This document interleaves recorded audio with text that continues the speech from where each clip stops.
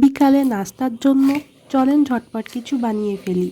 যে উপকরণগুলো কিচেনে সবসময় থাকে, 1 কাপ আটা আর একটা আলু দিয়ে আপনি চাইলেই 3 থেকে 4 জনের জন্য এরকম নাস্তা বানিয়ে ফেলতে পারবেন।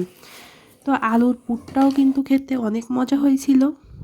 যারা সহজ নাস্তা পছন্দ করেন বা সহজ রেসিপি পছন্দ করেন তাদের জন্য এই রেসিপিটি। তো চলেন তার জন্য আমার যা যা লাগতেছে, এখানে আমি টাটকা ধনিয়া পাতা তুলে নিচ্ছি 2টা। তো এখানে হচ্ছে আমার বাসায় টাটকা ধনিয়া পাতা গাছ ছিল। আমি এখানে বিলাতি ধনিয়া পাতাটা নিচ্ছি আর টাটকা হচ্ছে কাঁচামরিচটা। তো আমি এখানে মিনিমাম 3টা কাঁচামরিচ নিয়ে নিলাম আর 2টা ধনিয়া পাতা।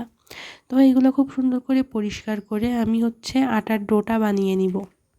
আমি এখানে 1 কাপ পরিমাণ আটা দিয়েছি আর সামান্য পরিমাণ লবণ আর পরিমাণ মতন তেল দিয়ে খুব সুন্দর করে আটাটা হচ্ছে খুব সুন্দর একটা ডো করে নিচ্ছি। ডোটা আমি হচ্ছে 15-20 মিনিটের জন্য রেস্টে রেখে আমি আলুর পুরটা রেডি করে নিচ্ছি। এখানে আমি কিছুটা তেল দিয়ে আর 2 কোয়া রসুন কুচি আর 5 ফোড়ন কুচি আর হচ্ছে 3টার মতন বড় সাইজের পেঁয়াজ নিয়ে তারপরে হচ্ছে লবণ আর হচ্ছে হলুদ আর শুকনা মরিচের গুঁড়া দিয়ে কিউব করে কেটে রাখা আলু, একদম তাড়াতাড়ি সিদ্ধ হয়ে যাবে আলুটা। তারপর একটু কষিয়ে সামান্য পানি দিয়ে ঢেকে রাখছি আপনার হচ্ছে 20 মিনিটের মতো।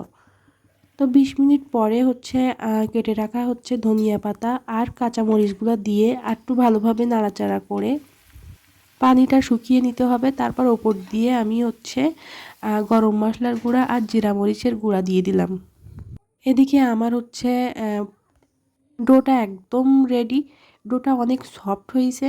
তো এইখানে আমি 4টা ভাগ করে নিছি। 4টা ভাগ করে আমি এখানে রুটিটা বেলে নেব। যত পাতলা হবে তত হচ্ছে খেতে মজা হবে। তো আমি এখানে একটু আটা দিয়ে রুটিটা হচ্ছে বেলে নেওয়ার পরে ভিতরে পুরটা দিয়ে দিলাম। তো ওই পুরটা কিন্তু একদম পারফেক্ট হয়েছে, কোনো হচ্ছে হয়নি, শক্ত হয় নাই। তো চারিদিক দিয়ে আমি একটু পানি দিয়ে দিলাম যেন হচ্ছে আঠাটা লাগে। দেন ভালোভাবে মুখটা আটকিয়ে ফেলতে হবে। তো আমি এখানে 4টা করে নিছি, আপনারা চাইলে বেশিও করতে পারেন। লাস্টে কি করতে হবে, এগুলা শুকনা খোলায় নিতে হবে। এপিঠ ওপিঠ একটু হচ্ছে করে নিয়ে তারপরে হচ্ছে তেল দিতে হবে। খুব সামান্য পরিমাণ তেল দিলেই হবে, বেশি তেল দেওয়া লাগবে না। আস্তে আস্তে এটা হচ্ছে ভেজে নিতে হবে। তো এপিঠ ওপিঠ ভাজা হয়ে গেলে আস্তে আস্তে তারপরে দেখো কি সুন্দর একটা লুক আসছে। তো এই পর্যায়ে আমার কিন্তু নাস্তাটা রেডি হয়ে গেছে। তো গরম গরম আপনারা চাইলে সস দিয়েও খেতে পারেন, এমনিও খেতে পারেন। এটা কিন্তু আসলেই অনেক মজা হয়েছিল। আপনারা বাসায় অবশ্যই ট্রাই করতে পারেন। তো আমার এই নাস্তাটি আপনাদের কাছে কেমন লেগেছে অবশ্যই কমেন্ট করে জানিয়ে যাবেন। তো সবাই ভালো থাকবেন। আল্লাহ হাফেজ।